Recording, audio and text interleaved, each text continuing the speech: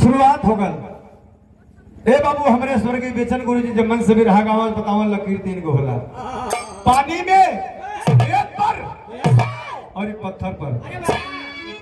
पानी में लकीर खिंचल जाई हो चाचा वो छड़े की लकीर होला, पानी के झोंकरा से बुता जाई।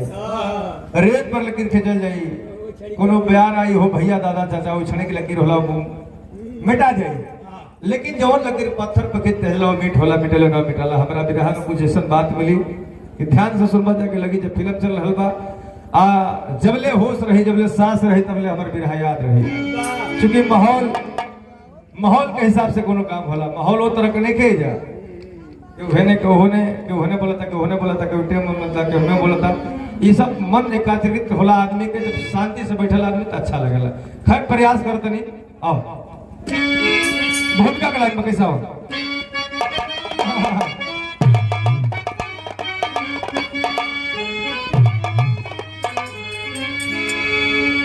संगति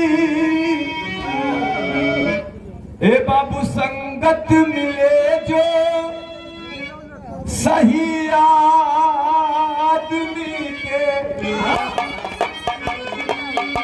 तो संसार में ही सवर जाल जीवन। पाके कुसंगत जानती दुनिया, बालू के जैसन बिखर जाल जीवन। दुर्वासना से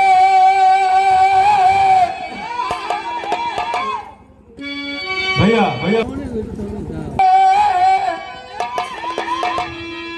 भैलियास की जबू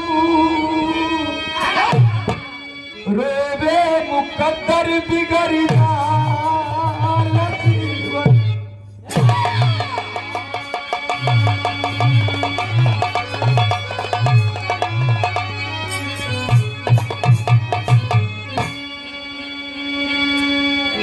ध्यान बना के सुने जा। हम तनी शॉर्टकट में गावल चाहते तनी हाली भाई, तो जब सुनबा जा तो हमार समय बचे जल्दी हम बोल देते। आओ एक लाइन बिरहा में गीत बा। कौन गीत बा?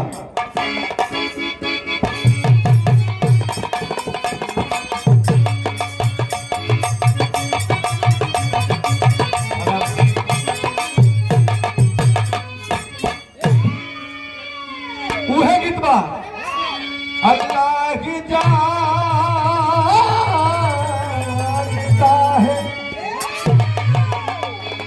अल्लाह की जानता है मोहम्मद का मर्तबा।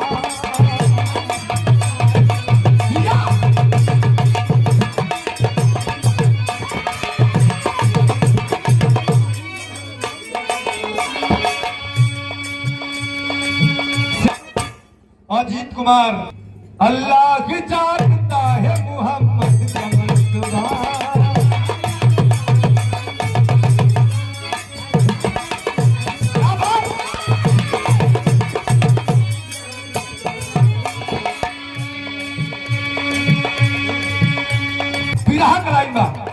बिरहा में भाव हो साथियों। जब भगवान दुनिया बनावे लगलन, भगवान जब दुनिया को बनावे लगलन, जीव जंतु कीड़ा मकोड़ा सबके बिछी भोजन सबके बना लहलन। जब इंसान का बारी आयल, हमने का बारी आयल हो भैया बाबू, हर बार भगवान हमने के कितना प्यारा, कितना अनोखा, कितना सुंदर बनौला भगवान। ये इंसान के भगवान कितना सुंदर बनौला, लेकिन आज इंसान का मानसिकता कितना बिगड़ जाता है। इंसान की मानसिकता कितनी बिगड़ती जा रही है बिरहा में बता रहे हैं। कैसे? अरे वक्सा है कितने प्यार से भगवान जिंदगी।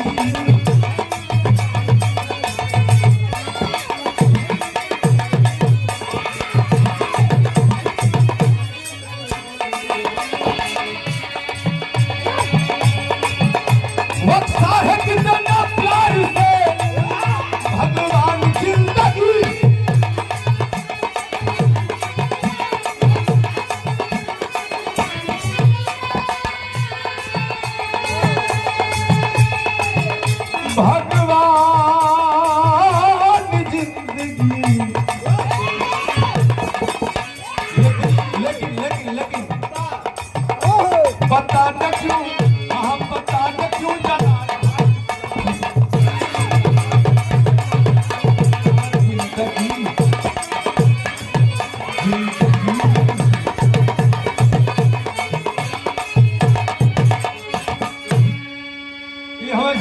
के शुरुआत हो गई। बिरहा कहाँ कबा, कहानी कहाँ कबा।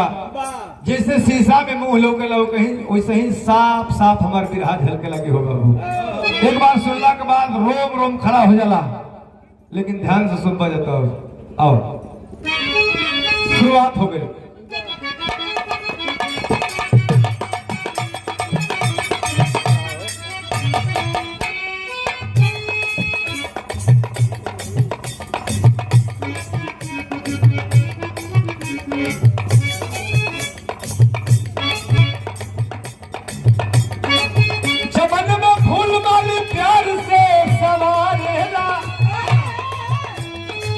जुड़ा ले आत्मा जब जिगर से निहारेला,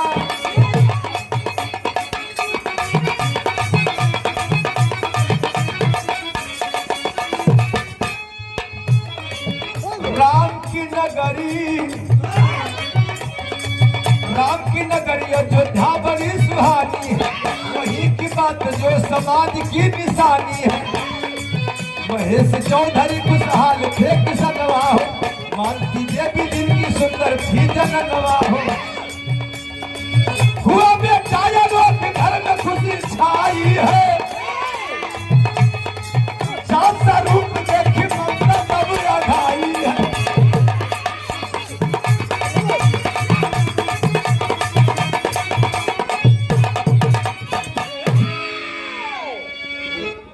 श्री राम का नारा लगेला। उसी अयोध्या मंदिर के नाम पर लोगों ने राजनीति भी किया, लेकिन मैं आपका ध्यान सीधा सीधा अपने बिरहा की तरफ लेकर चल रहा हूँ। वही अयोध्या में एक छोटा सा गांव बा, जो ना गौवा का नाम भुआरी बा, जहाँ का रहे वाला महेश चौधरी जी के दुल्हन का नाम बा मालती देवी जी के। भगवान एक ही को बेटा दिले बड़न हो बाबू, जो ने बेटवा का नाम आकाश बा।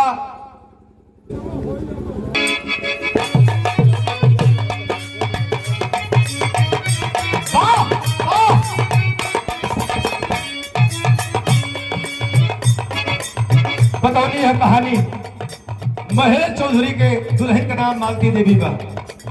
भगवान गोद में एक बेटा दिल बड़न जी का नाम बड़ा दुलार प्यार से आकाश रखले बाबू। बाबूजी खेती किसानी के काम करके परिवार के चला रहल बड़न, लेकिन हम बताई ला हो बाबू कि जहाँ सुख बा कहवे दुख बा, जहाँ दुख बा कहवे गीत बा। बिरहा देखला गीत बा, कोनो हीरोइन अपना हीरो से कह दिया, कोनो प्रेमिका अपना प्रेमी से कह दिया, बस का कह दिया। यह कहे तोहरा में बसे राजा हमरो परानावा, हमरो पराना।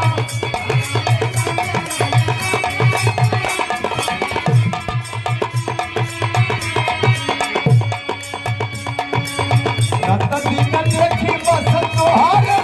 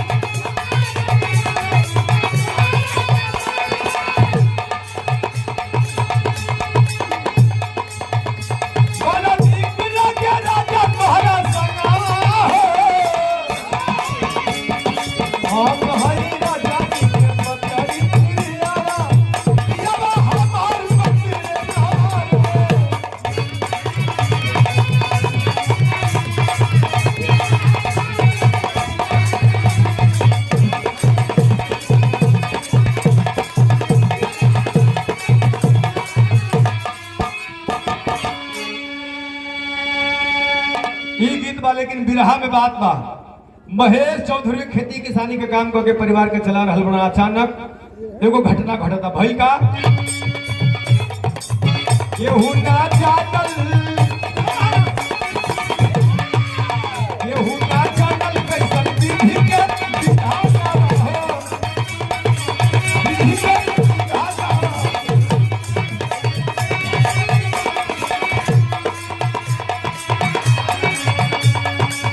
कबो कबो हो जाला सुखवा सपना,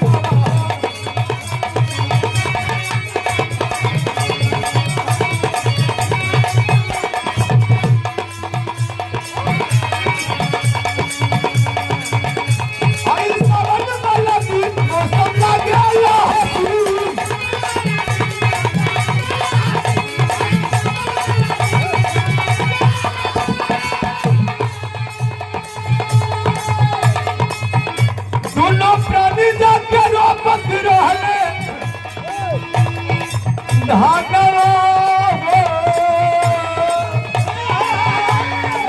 बिजुली गिरल बन काल कौड़ी धनवा हरिबा महेश के महाराजवा हो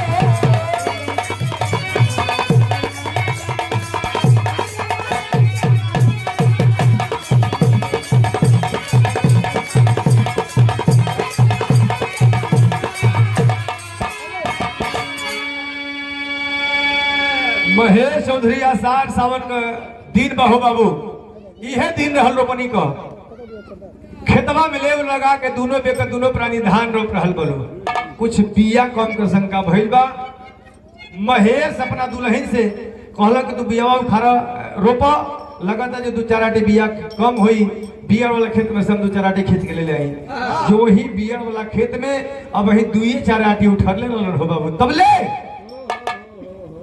गड़गड़ा के आकाशीय बिजली गिरल बा महेश चौधरी खेतवा में धराशायी हो गई सदा सदा के लिए धरती के दुनिया के छोड़ के चल गिलन अब उनका दुल्हन ममता देवी आंख में आंसू लेकर रो रहल बड़ी सैया हो सैया चल गिला हमार का बहुत सैया हम तो कैसे अपन जिंदगी बिता ले लेकिन हमारे एगो बेटा बा हमार लाल के जियाई खियाई के पढ़ाई लिखाई इहे माई रो के सोचते का सोचे मास्टर टूटल आस तुअरा पास माई आज लेके ढो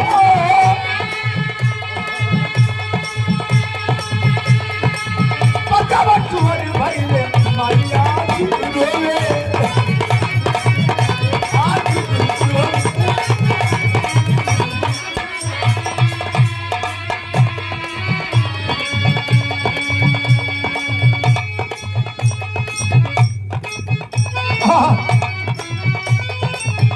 मन में भारी माई प्यार माई गई सब के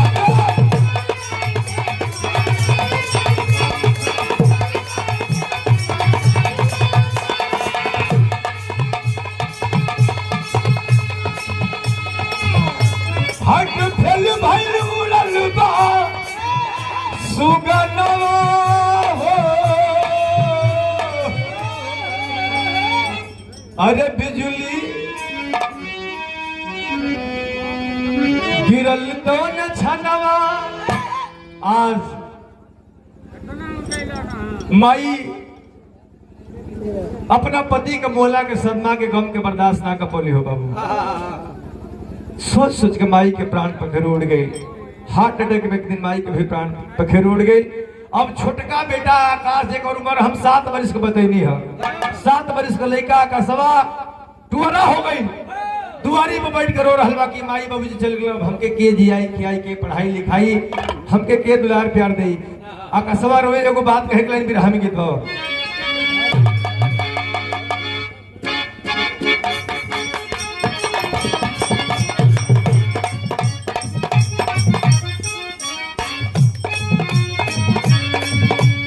उहे गीत बा अरे ताया नोहरी अभी कन्या बा मैहर जाए के काहे जिद करता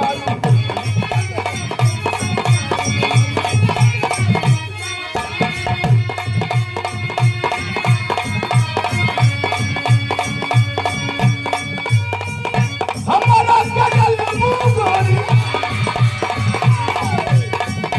हमारा कजल मुगोरी कहू के छमेला हटिया करा गई मई हरी में रहबे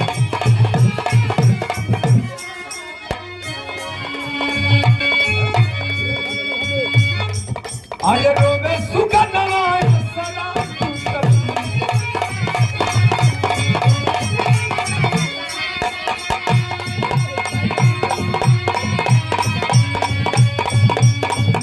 बाबू के सपना छूट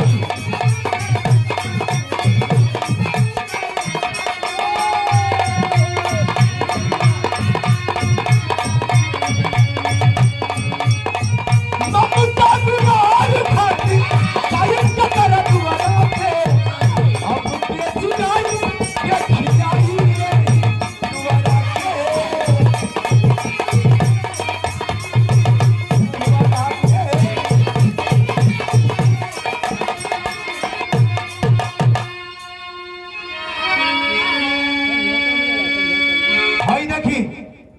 आकाशवा 7 बरिस गलिका दुवरिया पर बैठ के रोता कि अब हमके के जियाई खाई माई बाबूजी तो मर गए लोग।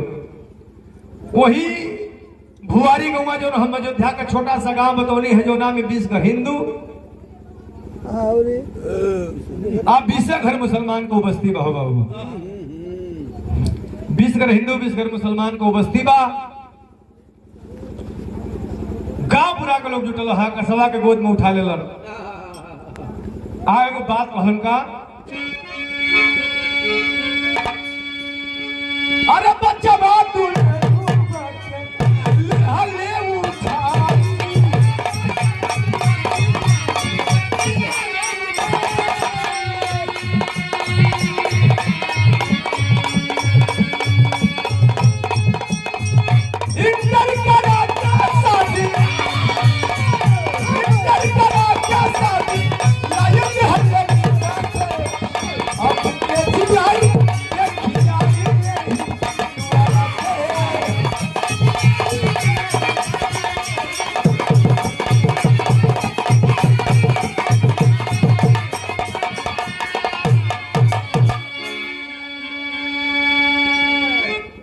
वही 20 घर हिंदू 20 घर मुसलमान को लोग आलोकवा के गोद में उठा लेलन।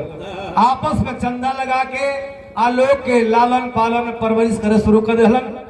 गांव के लोग एक दिन विचार कई आलोकवा धीरे धीरे सियान हो गइल बा इंटर पास के लेलस काहे ना कर शादी बियाह को दहल जा ताकि एकर दुल्हन आई तो एकर देख रेख करी गांव के लोगन के जिम्मेदारी खत्म हो जाई। उहे अयोध्या के भुआरी गांव का 20 घर हिंदू और 20 घर मुसलमान को लोग आलोक कुमार के शादी की तैयारी कर दिल लड़की खोजे लागल लोग। वही गांव के बगल में ही सुंदर बर दे सुंदर लड़की देके आलोक का शादी तय कर दिल। आलोक कुमार इंटर पास के लेलस गांव को लोग आलोकवा खातिर लड़की देहट ले लोग कि रामपुर से सीता दुल्हन शादी तय हो गई। आलोक के गांव को लोग शादी तय कर दिलस कि रामपुर से सीता दुल्हन रामपुर से सीता दुल्हन नगर अयोध्या आई है। हुई रात जब प्रेम मिलन की दुल्हन आस लगाई है। फूट फूट कर रोए दुल्हा फूट फूट कर रोए दुल्हा दुल्हन बात दिखारी है। रस्म रिवाज यहाँ का यह की और कोई लचारी है। आलोक कुमार का शादी हो गई। दुल्हन का नाम सीता सीता नमवे ना रहल सीता से भी सुंदर रहल। सीता दुल्हन बन के आयल बिया सुहाग कक्ष में बिया सपना सजा के बैठल भी आज हमार दुल्हन आ जाई है हमसे मीठी मीठी बात करे हन हमार मन का बात हम अपना राजा से कहब हमार से यहाँ हमरा से कही हन। धीरे धीरे 10 बज गई 11 बज गई 12 बज गई। आलोक कुमार दुल्हा अपने दुल्हन के पास नहीं गया बाबू सुहाग कक्ष में नहीं गया। बताया गया 1 बजे रात्रि को आलोक कुमार दुल्हा अपने दुल्हन के सुहाग कक्ष में जाता है। गई तो जरूर बा दुल्हन भू कार के इंतजार कर दिया लगता है हमार सही भले दे रही दुरुस्त अलन तो सही सोचत ये कि अब हमारे से यहाँ घूंघट उठ रही है हमसे मीठा मीठा बात करे हमसे प्यार करे हन। आलोक कुमार दुल्हा पलंग पर बैठल बाबू कुछ सोचे लगल। आज जब आलोक कुमार दुल्हा कुछ सोचे लगल तब ले ओकरे अखिया से आंसू टपके लगल। आज जब ओकरे अखिया से आंसू टप टप टप टप गिरे लगल तब ले देखो आलोक कुमार के दुल्हवा के अखिया के आंसू हो बाबू सीतवा दुल्हनिया के हथवा बजा के गिरल बा। छौक ले रे अरे हमार सैया रोवतरन का आखिर काहे रोवतरन सैया अपन घूंघट हटा के हाली हाली अपना सैया के आंख के आंसू पोछत दिया सैया आखिर काहे रोवतनी का गलती हो गई बा कोनो दान दहेज में कमी हो गई बा कि हमारा सुंदरता में कोनो कमी बा कि हमारे को सिकवा गिला कर देले बा। आलोक कुमार दुल्हा कहा नहीं रे सीता तू तो सीता से भी सुंदर है। कल से सैया जब सीता से सुंदर बनी तब काहे रोवतनी कोनो दान दहेज में कमी बा। कहला आलोक कुमार दुल्हा कहा नहीं रे सीता दहेज में भी कोनो कमी नहीं है कोनो सिकवा गिला भी नहीं है। दहेज में जब कमी नहीं है सुंदरता में कोनो कमी नहीं है तब कहे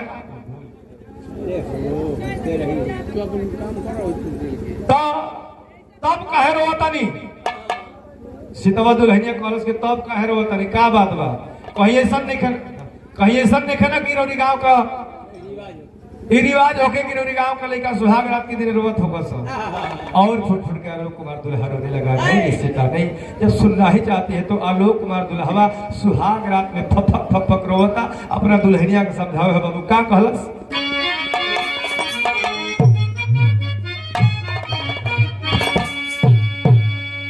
अब बोलल बाया लोग हम तो अरे विपदा ये मारल हाई अरे कहू तारे दिनवा बीतावत बानी साजा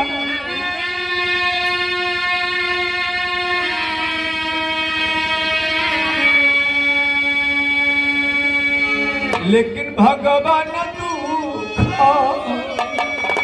अरे दिहले नसीबिया में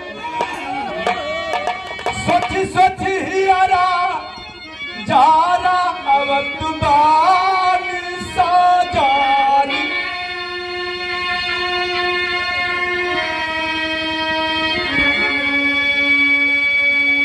सपना रहे कि बाढ़ी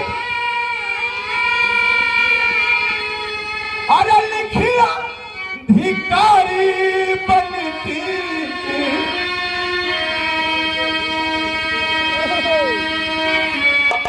यही खतिया पावत बानी सूझ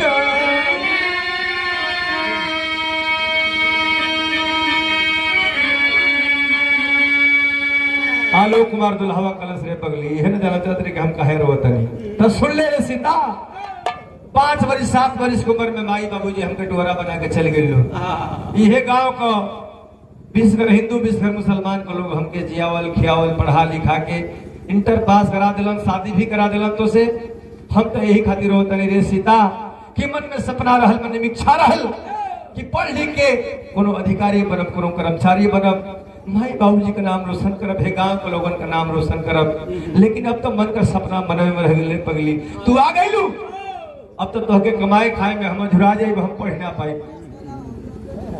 सीतवा दुल्हन कलश की बस सैया बस इतनी से बात खातिर होता नहीं हाली हाली अपने सैया के आंख के आंसू पोछा दिया। सीतवा दुल्हन कलश से सैया हमरा और अर्धांगने है हम जी के का करब। सीतवा दुल्हनिया वही सुहाग रात में समझाओ देख लें बिरहा में गीत बा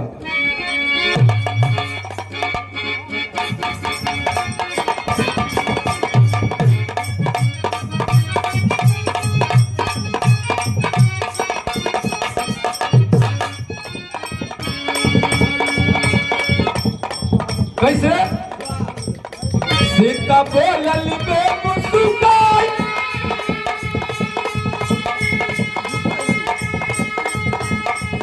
कहीं गया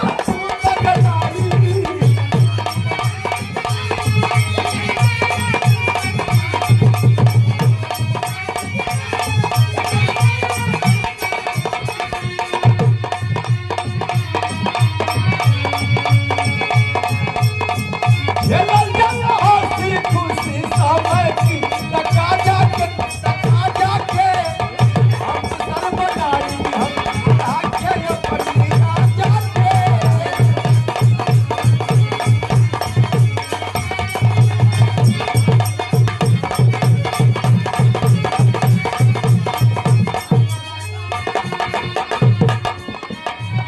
सीतवा दुल्हनिया कलश से सैया हाथ जोड़े जिया तर जी का करब एगो काम करी ना ये सुहाग रात के सौगन जबले हतरुआ के पढ़ा लिखा के कोनो अधिकारी कर्मचारी ना बना दे तबले हम चैन से ना रहो सैया। सीतवा दुल्हनिया गांव के लोग इंटर पास करे ले रहल सीतवा दुल्हनिया अपना कौन का गहना सोनार के यहाँ गिरवी रख के सोनार के हाथ कौन का गहना गिरवी रख के आप कुछ पैसा आलोक के पता नहीं के दुल्हा के पता नहीं के सोनार के अपन गहना मंगलसूत्र गिरवी रख के आप कुछ पैसा दे ले बिया व्यवस्था के लिए बिया कहाँ भेजे ले बिया कैसे जल्दी बात करे के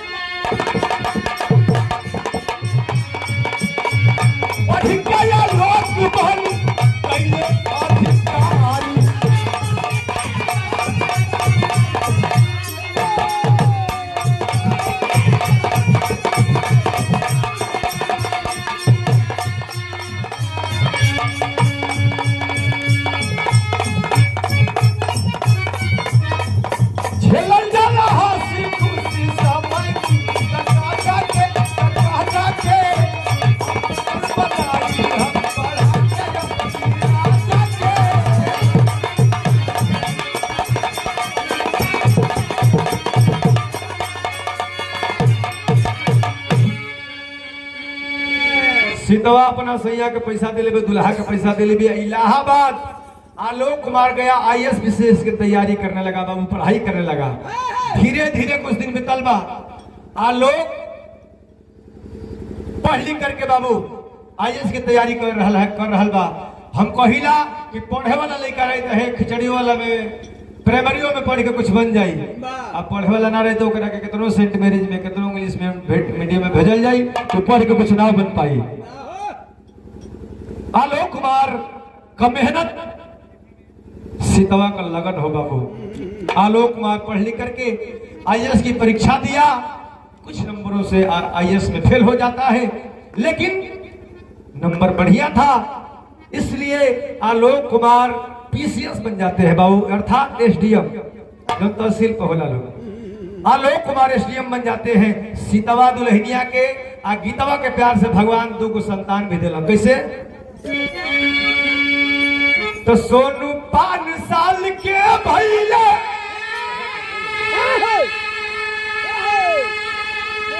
तकवीता के नवा चढ़ी गईले।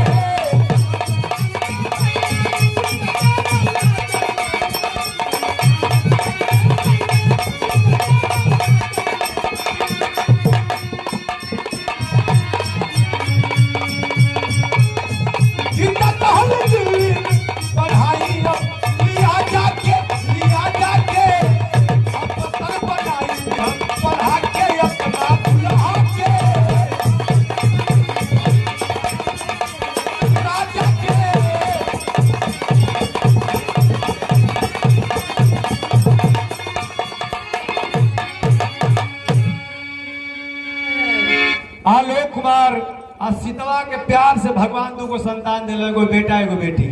बेटवा के नाम सोनू बा, उम्र 5 साल के बा। बिटिया एगो गीता, जेकर बड़ा दुलार प्यार से लोग गीता नाम रखले बड़ा, सोनू गीता। SDM साहब के ईमानदारी से सरकार उनको पोस्टिंग कर दिले, कहा दिल्ली। जे भैया दिल्ली गई हो, दिल्ली शहादरा में एगो नहीं शहादरा तहसील बा, शहादरा तहसील पर SDM साहब का पोस्टिंग हो जाता। SDM साहब दिल्ली जाए के तैयारी करे लगन।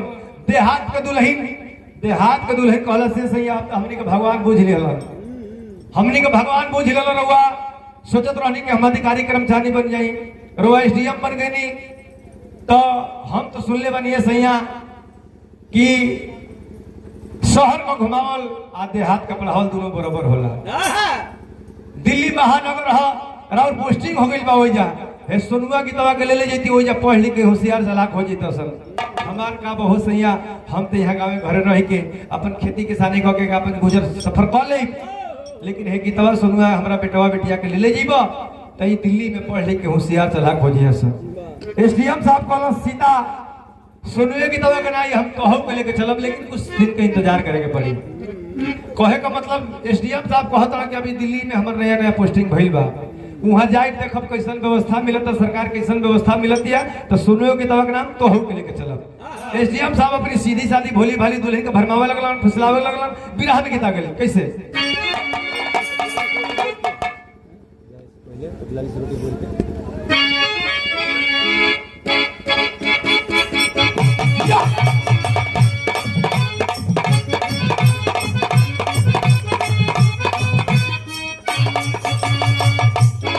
गीत गाना जरूरी नहीं, लेकिन सुनी दाल भात पर चोखा चटनी भी जरूरी है।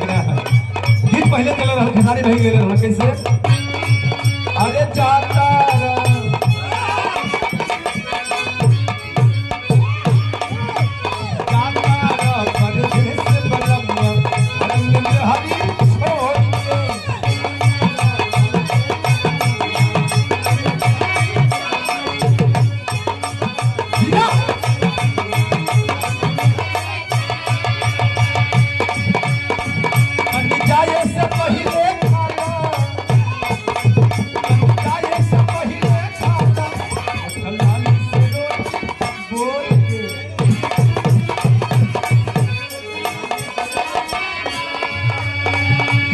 समय लगी, गीत ऐसे नहीं गावत, गीतिया गावे समय लगी। बिरहा का बात है कि भाई का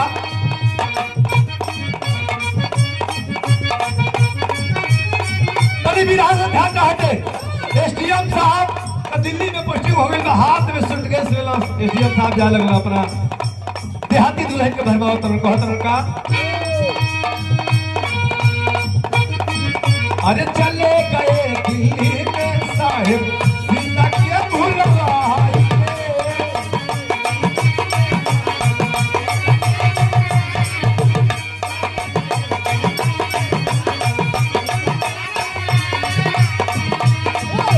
महानगर के सुंदर मॉडल देखे हर साल के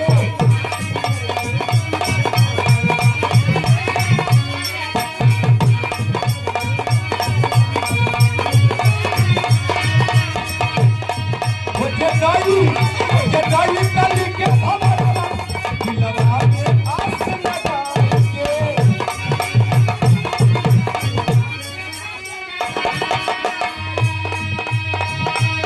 एसडीएम साहब का दिल्ली सहादरा तहसील में पोस्टिंग हो गई।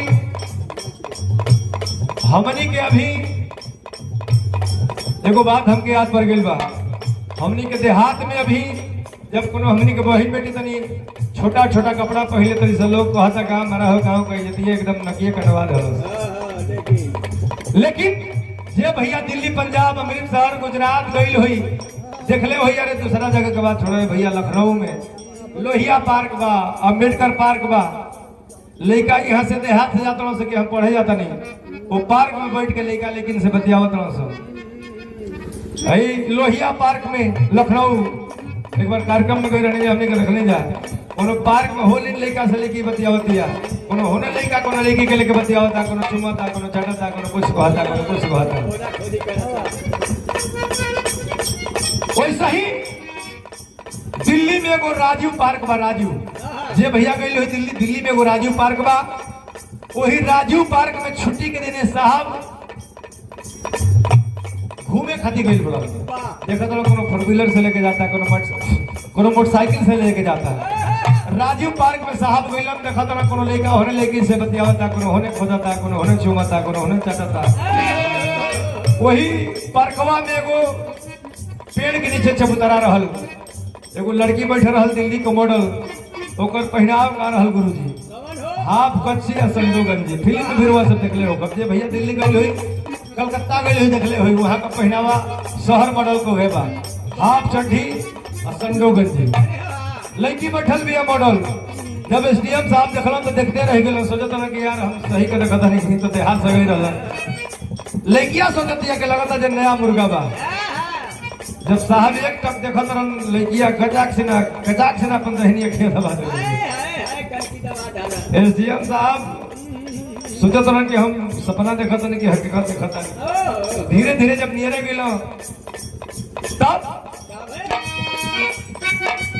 लड़कियां कहलो सर आप मैरिज है कौन मैरिज है? एसडीएम साहब 2 मिनट रुक गए, उनके सास रुक कहला कि अगर कोई देखे हमार शादी भइल बा तो जोनो लाइन देती है कोर्ट मार दी। एडीएम साहब 2 मिनट रुक गए, अब फिर कहलक नो नो नो नो नो अभी तो मैं ऑन मैरिज हो, मतलब अभी हमार शादी नहीं के भइल। तब वो सोनाली नाव के लेकिन से साहब का लव हो गई, प्यार हो गई। तब मास्टर अरे बनवा के रानी मिल गई सोनाली,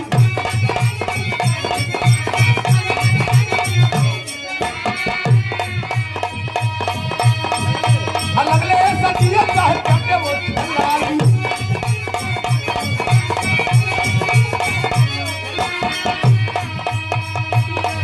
अरे डूब गए हैं इस कदमी में साहेब सब भुलवा के।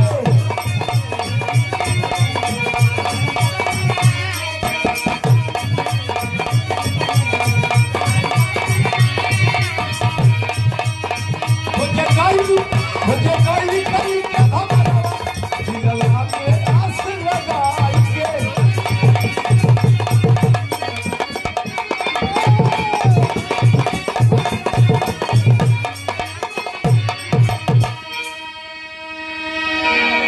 एसडीएम साहब को सोनाली नाव के लेके ऐसे कहे का मतलब कि प्यार हो गई, लव हो गई। एसडीएम साहब वो सोनाली नाव के जो दिल्ली का मॉडल रहल, हीरोइन रहल, साहब ओकरा प्यार में एकदम डूबे लगल, उतराए लगल, कबो हे होटल में मिले लगल, कबो हो होटल में मिले लगल, कबो हो पार्क में मिले लगल। एडीएम साहब के दिमाग में वो बात आई कि हम तो कह दिल कि हम मैंने रजवानी मैंने हमर शादी नहीं के भइल घरवा से जहिया देहतिया में हरनुआ का फोन आ जाई तो गड़बड़ हो जाई तहिया नतीजा हो जाई साहब मोबाइलवा में घर वाला नंबरवा के ब्लैक लिस्ट में डाल दिया। अरे वाह, घर वाला नंबर के साहब वाला के लिस्ट डाल दिया कि अब घर से फोन ना आई। खैर एटीएम साहब मिले लगन झूले लगन धीरे धीरे धीरे धीरे कुछ दिन बीतल बा अपन मौज मस्ती ले तरन तनी गावे हम द्रवासी में ध्यान लेके चलो तनी अयोध्या में जो भुआरी गांव बतनी है गीतवा दुल्हनिया सीतवा दुल्हनिया सोचतिया कि हम तो अपना सैया के पढ़ावे में लिखावे में अपना सैया के कामयाब बनावे में अपना सैया के एसडीएम बनावे में कहीं से कोनो कोर कसर ना छोड़ ली हो मालिक कहीं से कोनो कोताही ना करनी हो प्रभु। लेकिन लगातार हमार सैया पर रास्ता भटक गइल बा लगातार हजारों शंका मन में पैदा हो रहल बा लगातार जे हमार सैया कोनो से फंस गइल बा यही सोच रही है बाबू। का सोचे गीत बका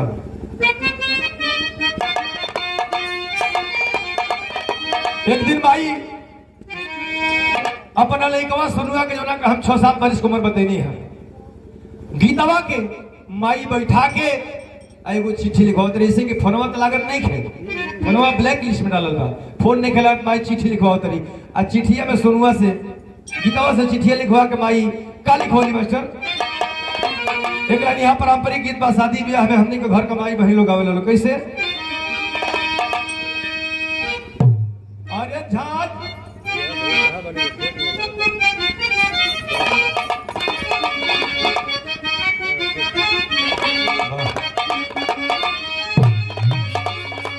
अरे झाझर मालू जन भैया बाबा हो अरे झाझर मालू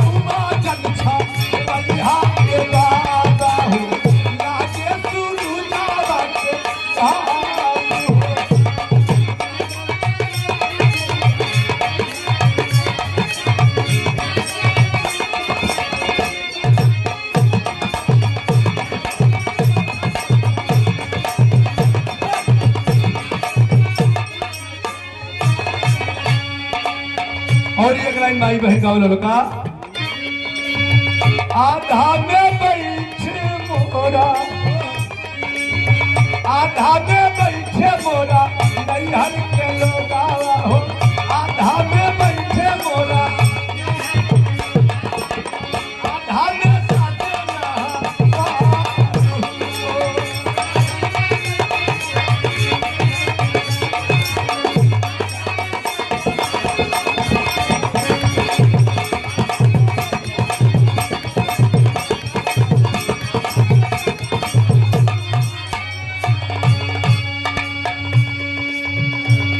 गीत बा लेकिन माई सोनुआ से गीतवा से चिट्ठिया में लिखवा उतरी का लिखोली सोनू सुगाना सोनू सुगाना से कहेली माया नावा हो दिल्ली में पापा जी को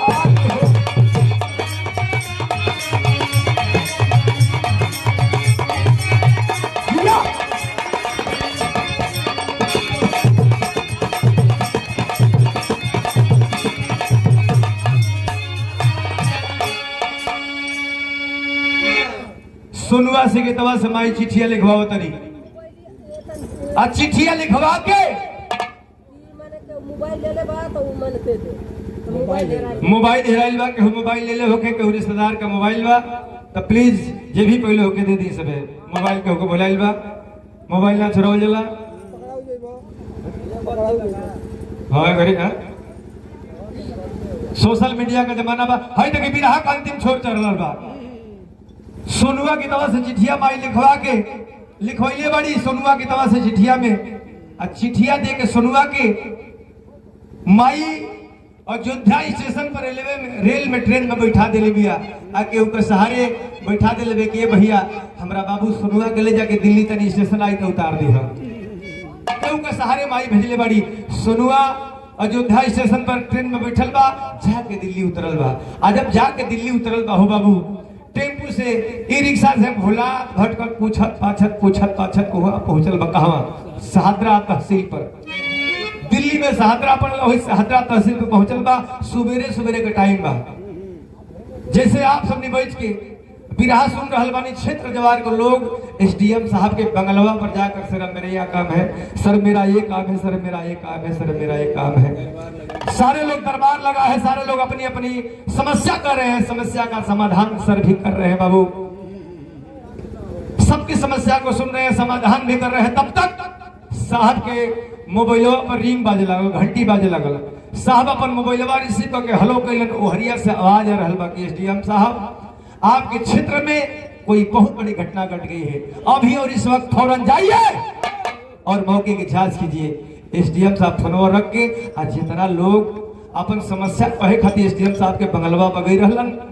एसडीएम साहब कल ऊपर से बड़े अधिकारी का टेलीफोन आ गया है, अभी और इस वक्त मुझे जाना होगा, जिनका जिनका काम बाकी है कल आइएगा, मैं सारे लोगों का बारी बारी से काम करूंगा। ये बाबू सब लोग चले गए। एसडीएम साहब इशारा करते हैं, ड्राइवर गाड़ी को लाओ। ड्राइवर इशारा कर ड्राइवरवा गड़िया लिया दहलस। आ गड़िया में एसडीएम साहब बैठ पे मिले हो बाबू। तब भाई का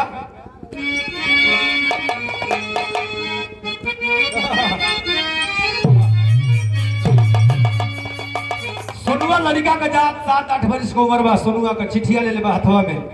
मनवा सोचा था कि मम्मी तो कले रहुए कि रे बेटा, रे सोनुआ तोर पापा दिल्ली में एसडीएम बना, तो पापा के बड़ी शोहरत भरी बेटा।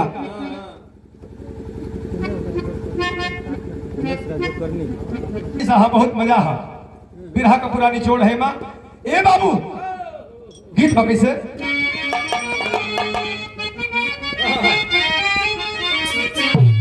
सोनुआ सोचा था चिट्ठिया हाथवा में ले ले बस। सोनुआ सोचा था कि मम्मी तो कले रहे कि तेरे पापा के दिल्ली में बड़ी शोहरत बा। हाँ ए बेटा, तू अपनी पापा के चिट्ठिया तब दी है जब देख ली कि तेरे पापा कहीं अकेले बढ़न, नहीं तो तू फाटल पुरान पहले बढ़ रही बेटा, तेरा पापा के बेइज्जती हुई। सोनुआ हाथवा में चिट्ठिया लेके मने मने यही सोचा था कि कैसे पापा की चिट्ठिया दी है, कैसे पापा की चिट्ठिया दी ही। मम्मी कहे रहे कि रे बेटा चिट्ठिया दे दी है पापा के, अब बता दी है कि मम्मी दीदिया के शादी के दिन रख ले, एक दिन के छुट्टी लेके चल चलो हो पापा। मनवा सोनुआ सोचत बका सोचत बा।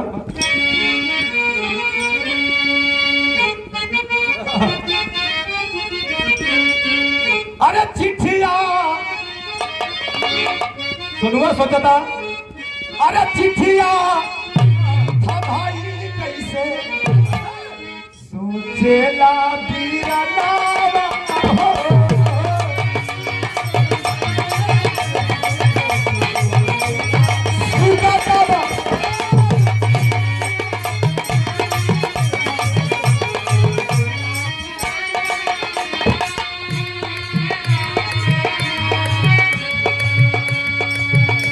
चिट्ठिया था भाई कैसा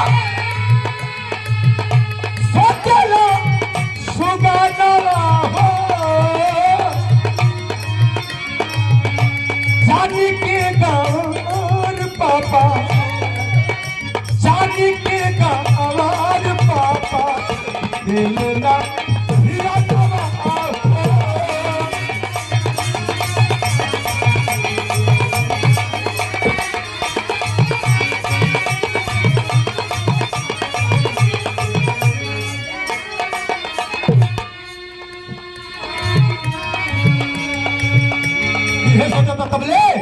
एसडीएम साहब गड़िया में बैठ गए। ड्राइवर गाड़ी को स्टार्ट कर दिया, गड़िया धीरे धीरे बढ़े लगल। तब खुलल बा गाड़ी बाबू, चिट्ठी कैसे ले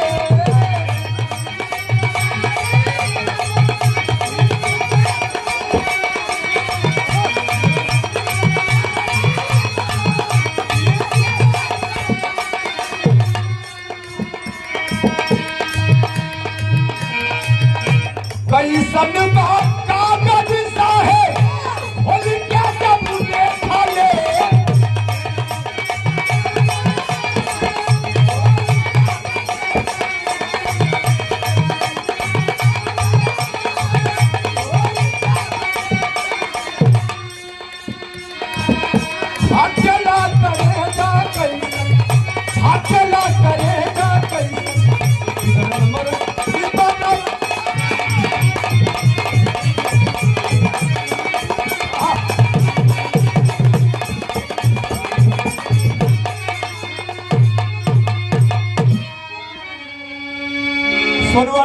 कागजात जब चिट्ठिया हथवा में ले ले, बस सोचा था कि कैसे दे तब ले गड़िया खुल गई। गाड़ी की रफ्तार धीरे धीरे बढ़े लगल। लड़का के जात कह बाबू सोनुआ के दिमाग में एगो बात आई। एगो छोटी मोटी ईटा के टुकड़ी उठा के कागजवा के चिट्ठिया के लपेट के बीच वाला गड़िया के शीशा खोल रहल एसडीएम साहब के दबड़ के हथवा से फेंकले बा। ठक का आवाज भइल बा, लेकिन साहब का ध्यान तो वहां था बाबूजी कहवा जहां से टेलीफोन आई रहल। गाड़ी धीरे धीरे कुछ दूर गइल बिया। जब एसडीएम साहब के बंगलवा पर सिपाही तैनात रहलो सर, वो छोटका लड़कवा सोनुआ पर ध्यान गइल बा। सिपाही वाले दवर के सोनुआ के लगलो से मारे हो बाबू। बता साले मारने लगे सिपाही वाले, मार के खून से लथपथ कर दिया। सिपाही वाले आवाज दे रहे साले बता तू कहीं उग्रवादी तो नहीं है? कहीं साहब के गाड़ी में बम तो नहीं फेंका है? सुनवा कलसना है सरकार। ए साहब हम कोनो छोड़ ना आई हो साहब। हमरे भैया दुर्गा सिंह जी की ओर से पुरस्कार बा, प्रणाम हमरा ओर से। लइकवा कलस है साहब हम कोनो उग्रवादी ना आई हो साहब, हम कोनो छोड़ ना आई।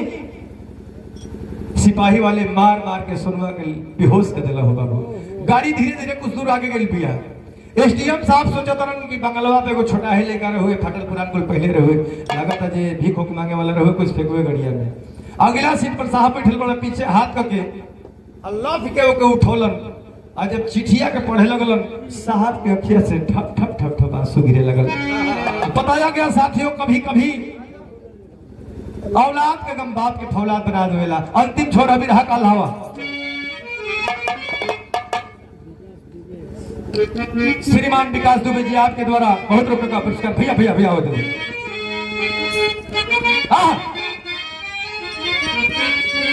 साहब इशारा कैला, का इशारा कैला कि गड़िया, अरे गड़िया घुमावटाई पर साहेब फारम वाले बमाले।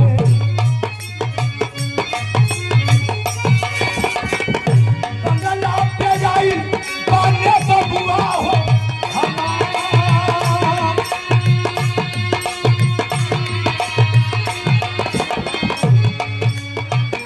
पर ना चया नवा जल्दी,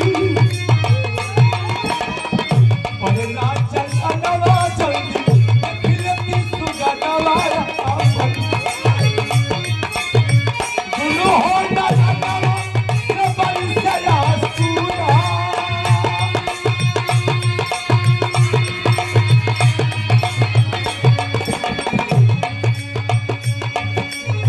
साहब चिट्ठिया बोले बड़न हर हर हर हर अखिया से आंसू चलता। साहब इशारा के लिए ड्राइवर गाड़ी को यहीं से मोड़ लो। गाड़ी को ड्राइवर मोड़ लेता है। साहब पढ़त रह चिट्ठिया रोवत रह। ड्राइवर वो सोचता कि जात रही जो कहीं और गाड़ी साहब घुमा देलन। का बात बा? कोनो बात हो करल छोट से बड़ ले कोनो बात हो के तो साहब हमसे शेयर करत रहलन, बतावत रहलन। आखिर का भइल बा? चिट्ठिया जो सही कागजवा पहले बड़ा साहब हर हर हर रोवत रह। कुछ बताइतो न हो कि का भइल बा, का देखे भइल। ड्राइवर गाड़ी चला रहा है, कभी साहब पर ध्यान बा, कभी स्टीयरिंग पर ध्यान बा, कभी साहब पर ध्यान बा, कभी स्टीयरिंग पर ध्यान बा। इतने में एगो धोखा भइल। का भइल? जल्दी बाजी में गाड़ी, जल्दी बाजी में गाड़ी भाई में पलटी है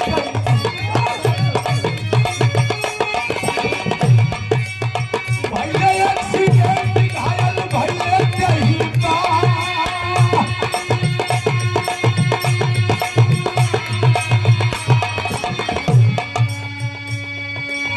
ड्राइवर सोचता साहब कुछ बतावत नहीं काहे रोवत तरन, का भइल बा? कबो स्टीयरिंग पर, कबो आगे, कबो साहब के मुंह पर दिखाता, कबो स्टीयरिंग पर दिखाता। तब ले गाड़ी दिल्ली के ओवर ब्रिज पर जो ही गाड़ी चढ़ती है बाबू, उधर से रफ्तार में एगो ट्रक आवत रहल। ड्राइवर ट्रक से बाएं को काट लिया, लेकिन साहब की तरफ देखने लगा। दाहिने को गाड़ी काट रहा है, तब तक गाड़ी दाहिने को पुलिया को तोड़ते हुए नीचे खाई में गिर जाती है। साहब ड्राइवर तो तुरंत एक्सपायर हो जाता है, तुरंत खत्म हो जाता है, लेकिन साहब क्षतिग्रस्त है। एसडीएम साहब को अपोलो अस्पताल में, दिल्ली में एक अपोलो अस्पताल है, वही अपोलो अस्पताल में साहब के एडमिट करावल गई, भर्ती करावल गई। ये खबर सोशल मीडिया द्वारा पत्रकार साथियों द्वारा, मीडिया के साथियों द्वारा यह खबर मिला बाबू। कहां अयोध्या में खबर मिलल बा केहू के माध्यम से सीतवा दुल्हनिया का की बात ओकरा कान तक जाता पागल हो जाती है। पाँव में चप्पल नहीं है, बेवाई फटल बा, बाल बिखरल बा, साड़ी फटल बा, सुनती है। भागते भागते अयोध्या स्टेशन पर जाती है। अयोध्या स्टेशन पर ट्रेन में बैठ के दिल्ली जाके उतरती है। अपोलो अस्पताल में पता लगाते हो जाती है बाबू के एसडीएम साहब को गौवा वाली दुल्हनिया सीतवा। तबले सुन के खबरिया सीता हॉस्पिटल में पहुंचल बाई, डॉक्टर से कहे के करिया बनवामा,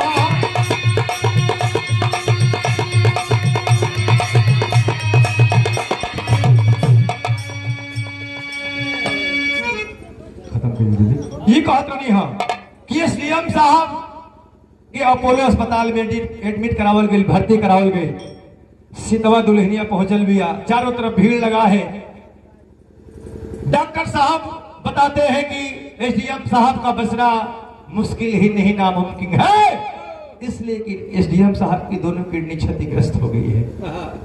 हॉस्पिटल अधिकारियों से कर्मचारियों से खचाखच भरा हुआ है बाबूजी। वो सीतवा दुल्हनिया साड़ी फटल बा, पैर में चप्पल लेके, बाल बिखरल बा, भागते हुए भीड़ को छींटते हुए अंदर प्रवेश करती है। कहाँ? हॉस्पिटल में।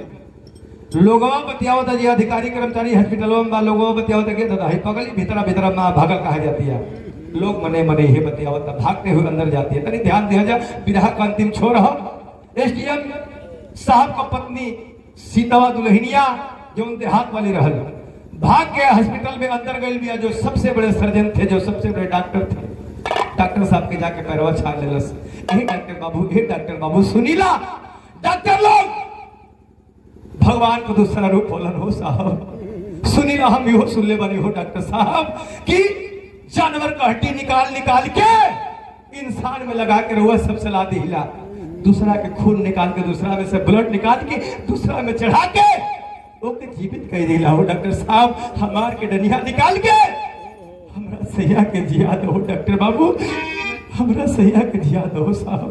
रो रही है, बिलक रही है साहब। देखलन डॉक्टर साहब देख रहे हैं कि साड़ी फटा है, बाल बिखरा हुआ है, पैर में चप्पल भी नहीं है, और अपने आप को एसडीएम साहब की पत्नी बता रहे हैं। जो भी हो, एसडीएम साहब पगली के निवेदन पर होकर एगो किडनी निकाल के साहब में प्रत्यारोपण करने लगल। एगो सीतवा दुल्हनिया का किडनिया निकाल के एसडीएम साहब में प्रत्यारोपण कर लगल। धीरे धीरे जब सेट कर लगल, सेट करत करत करत करत करत धीरे धीरे धीरे धीरे जब सेट भइल, साहब का आंख खुले लगल। आज जब एसडीएम साहब का आंख खुले लगल बाबू, धीरे धीरे होश आ गई। आज जब होश आ गई, बेड पर साहब सुतल बड़न, इशारा करते हैं डॉक्टर साहब के। डॉक्टर साहब इशारा करते हैं, सर यही पगली है जो आपको नया जीवन दान दी है। एक बात कहूंगा सर, इतने लोग भरे हैं, अधिकारियों कर्मचारियों से हॉस्पिटल भरा है, लेकिन अगर आपको कोई नया जीवन दान देने का काम किया है तो यही पगली है सर। और एक बात और सर, और ये अपने आप को आपकी धर्मपत्नी बता रही है, जो भी हमको लेना देना नहीं सर। आंख खुलल बा, वो कौन ऐसा पति हुई, कौन ऐसा मर्द हुई जो अपना दुल्हन के साथ 10-15 वर्ष बितेले हुई छीन डाले। एसडीएम साहब से निकल करे ये तो उहे हमर सीतवा दुल्हनिया है, जो अपन तन का गहना सुनार के गिरवी रख के हमके पैसा दिलस, जाके हम इलाहाबाद आईएएस विशेष का तैयारी कैनी। एकरे बल पर हम आज आईएएस बानी, एसडीएम बानी, और ओकरे साथे कितना बड़ा छल, कितना बड़ा धोखा कैनी। वाह, एसडीएम साहब के पथचाप हो गए लगल, पूरा शरीर में जोश जान लेकर पहले होश भइल बा। एसडीएम साहब बेटवा से हथवा अपन धीरे धीरे सरकावे लगल। कहवा खातिर कि सीतवा दुल्हनिया के पैरवा छाप के माथे मांग ली। सीता 2 कदम पीछे हट जाती है, ना सैया ना। अब एहू से अधिका हमरा के नक में डाली, एक आवाज देती है जो कलेजे को टुक टुक कर देती है। कौन सी आवाज है मास्टर? आइए आगे लाइए।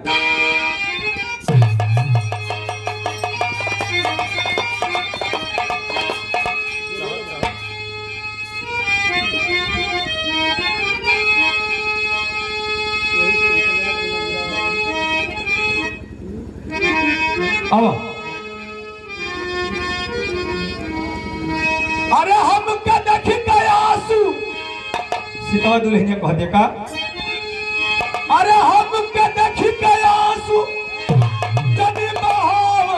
सजना हर वजह के गाँव में निभावत साथ।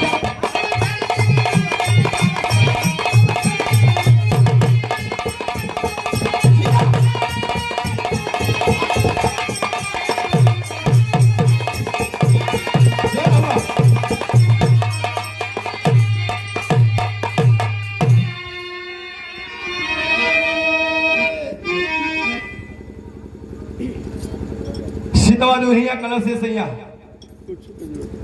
कुछ के जरूरत नहीं है। एगो काम करी ना, एक दिन का छुट्टी लेके हमरा बेटिया के कन्यादान दे दे। हम मरवा में हमार शान रह जाइए, हमार सम्मान रह जाइए हो सैया। ऐसे बढ़िया ऐसे बड़ कुछ ना चाहिए। का कहलस?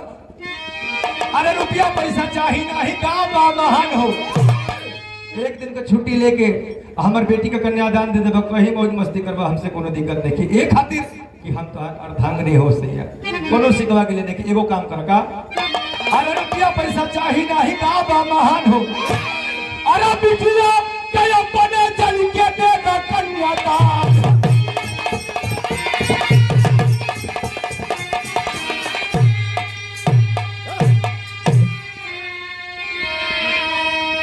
अरे फिर तू जीवन शहर में बितावा सजना तया अपन फलका चल के गंगा में भावत।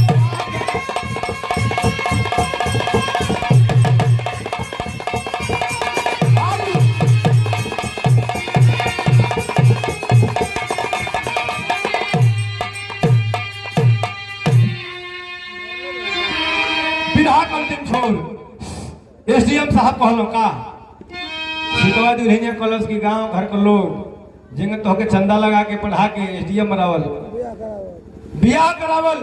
वैसे ही गांव के लोग चंदा सूल के हमरा बेटी खाती आजा बाजा गाड़ी घोड़ा दान है सब कुछ हो गई बा। कमी खाली तुहार कमी में हो राजा। ए सैया चल के अंगना में खाली कन्यादान कर देबो तो ई केहू के मुंह ना रह जे कि लेकिया के पापा बड़न के नहीं, लेकिया के पापा बड़न तो कहा बड़न। हां कोई चाली करत हो। एसडीएम साहब को बात कहल का कहल अंतिम छोड़। अरे कहले आलोक नजर खोल दे हलू सीता। अरे तो से मिला रावण पारी बेटी हमर की।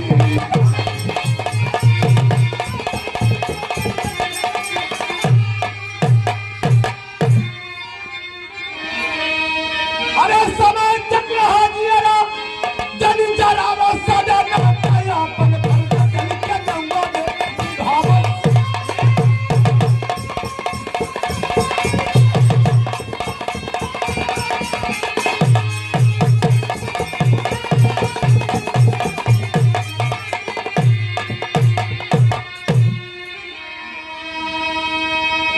एसडीएम साहब ठीक हो गईलन, घरे अइलन। वो जो सोनाली नाव के हीरोइनिया रहल दिल्ली वाली, जो साहब से प्यार के लिए रहल, हाँ मडलवा गन गन गन गन कापे लागल। थोगा नहीं कलश दीदी दीदी पैर पकड़ लेलस। कलश दीदी आज हमके विश्वास हो गई कि देहात के मेहरारू में भी, देहात के मेहरारू के आज भी कितना बड़ा करे। जब ऐसे की तरह सैया के फंसा के भरमा के हम यहाँ मजा काटत रहे हम। जब किडनी देवे के बारी आयल है तो तू अइलू अपना सैया के प्राण बचेलू। इस सच्चाई है। ऐसे हमरे बिरहा के शीर्षक रहल सुहागन बनिया भागन उर्फ बेवफापति। यूट्यूब पर विरहा बा, 2 लाख लोग कम से कम प्यार दिले बा। जल्दी जल्दी गौनी है केहू के समय में ना आइल हुई, केहू के आइल हुई। गौला बजौला में कहीं से कोनो त्रुटि गलती हो गई ओकरा खातिर छोट भाई छोट बड़ा क्षमा प्रार्थी बा। आखिरी लेना बा गावे अइलन, बेटी का कन्यादान देलन। इहो से बिरहा कंत भेला। गुरु बिहारी गुरु गणेश गुरु बेचन दिए संदेश, कहो बना कर हो सभा में कहे कवि संतोष। अरे राम लाचारी अब तो सर पे छा गई, जय प्रकाश शरद के बने पुजारी होला।